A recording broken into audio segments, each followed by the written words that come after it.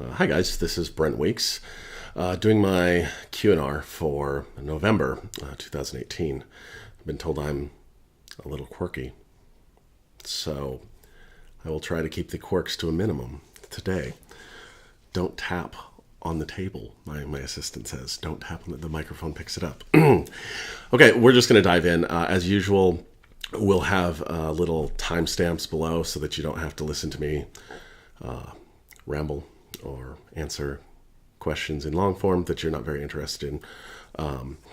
And we're just going to get started. Dan from the UK says, The Way of Shadows shows an honest-to-goodness training arc where the main character goes from barely talented, no pun intended, a barely talented nobody to a badass with all the training after a few years.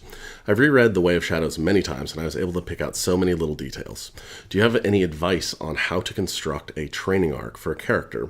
So, like I did with Kyler, future readers would be able to truly feel like they were part of the journey throughout, rather than just being introduced to a badass.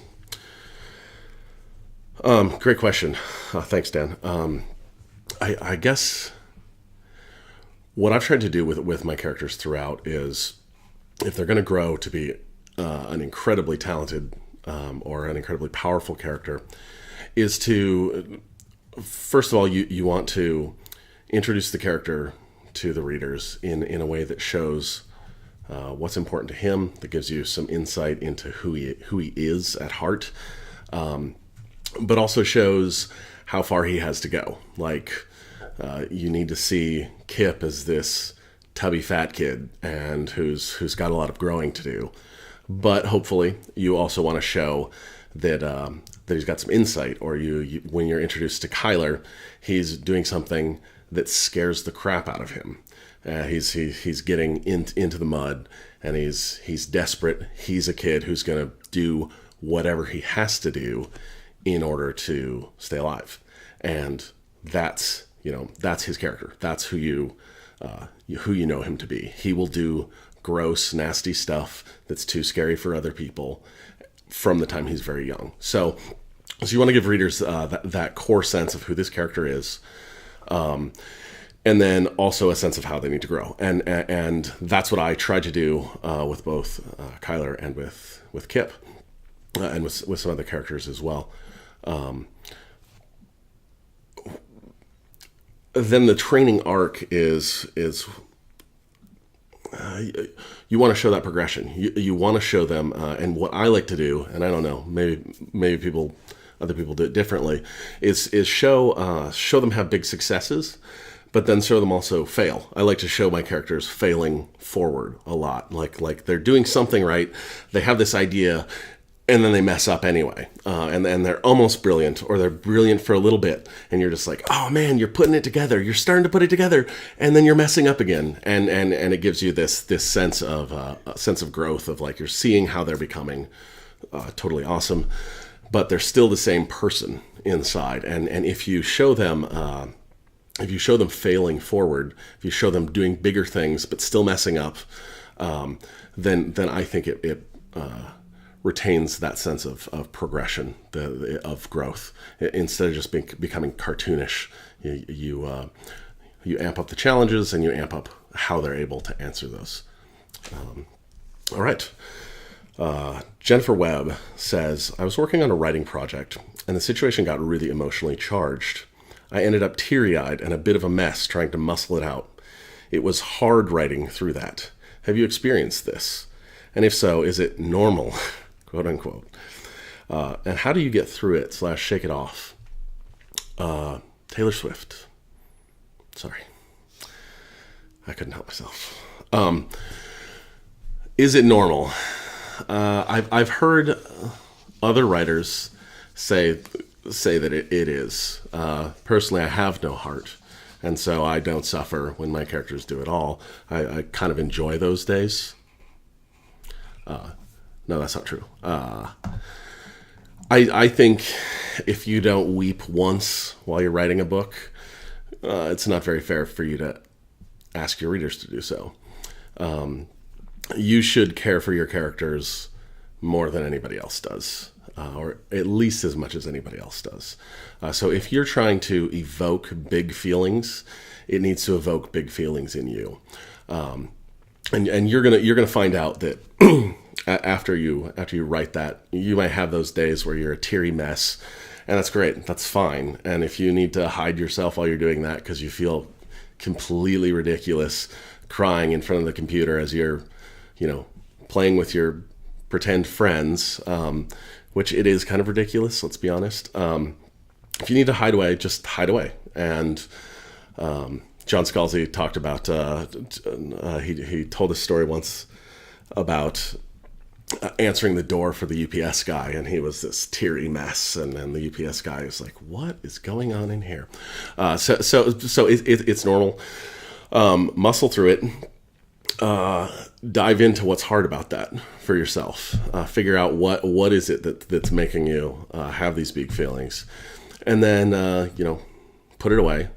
Come back to it, and you're going to be like, I can't believe I was crying over this. This is so weak or whatever. And you're going to see it really differently. You're going to be able to see it later.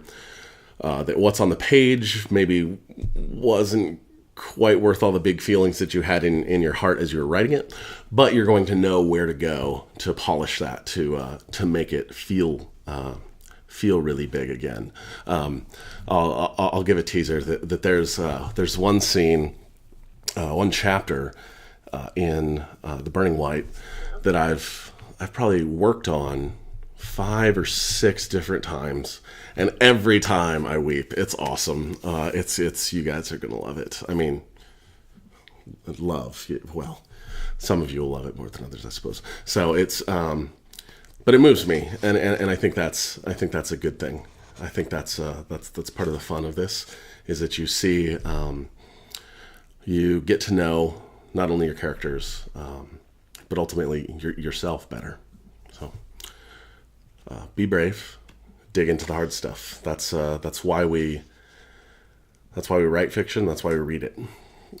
Go there. Take us there with you. Number 3, Caleb Cooper says, when you're writing your books, do you write in public spaces, i.e. Coffee shops, or do you stay in your own home?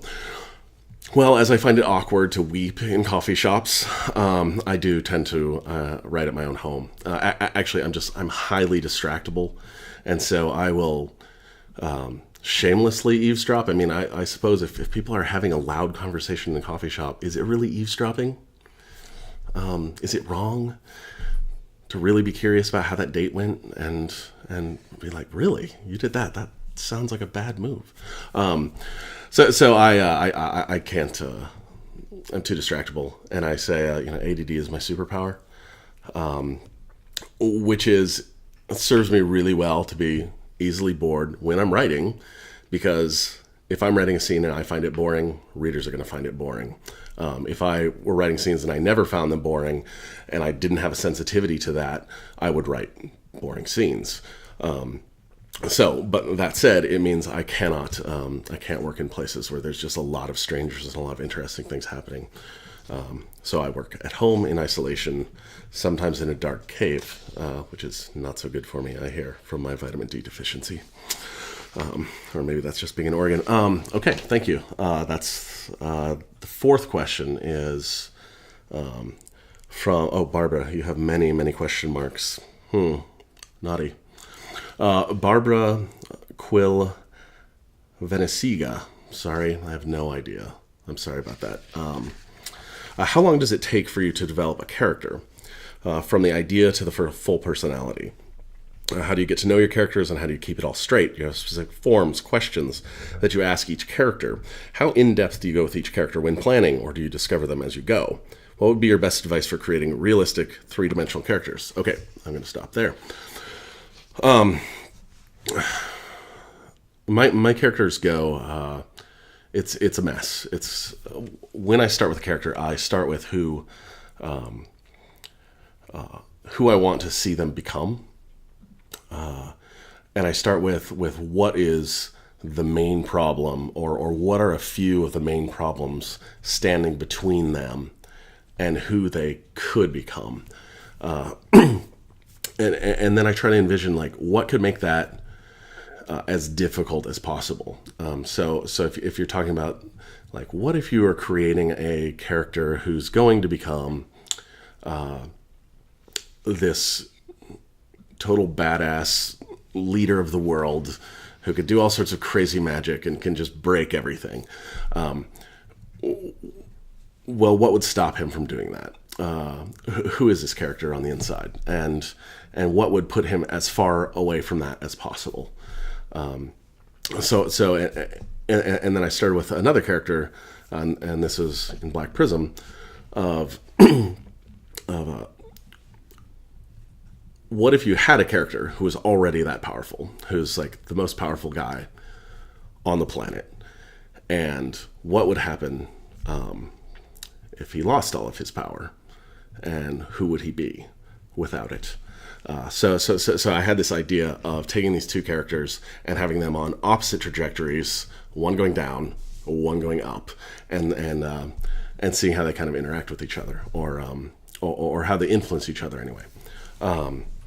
So that was kind of the kernel of it, and then from there I developed it as far as I could, because I know that the way I usually do it, of getting that far and then just starting to write and figure it out, tends to lead to a lot of extra work later. And I really wish I could have a lot more clarity when I begin, because the more clarity you have when you start, the less rewriting you have to do.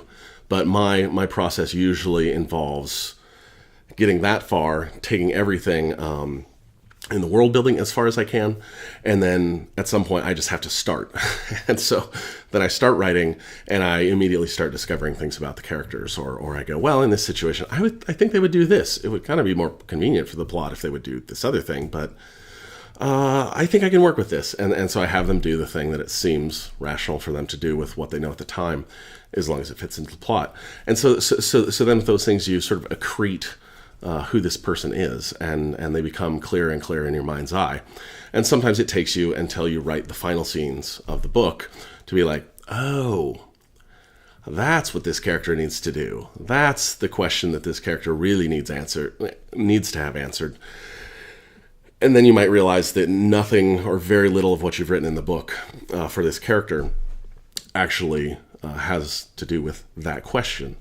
And then you just, if that really is the most important, most intriguing thing for you to find out about that character, then you just go back and you start rewriting. And usually the rewriting goes really quickly, because now you actually have the right focus. So that's what I do. I end up doing a lot of rewriting. There's times with writing a long series especially that I wish I could go back and change some things that I wrote 6 or 7 years ago. But I don't get to do that now. So there's this really strange thing about there's fixed points in time that you have to work against when you're writing a long series, and it's one of the really big challenges. Anyway, I'm going to let that be it for this month. Thanks for all your great questions. We have plenty more queued up, but you're more than free to put your questions in the forms, or in the comment box below. We will add them to the list, and we'll try to grab the most intriguing ones that I'm actually willing to answer. Thanks so much. Have a great day.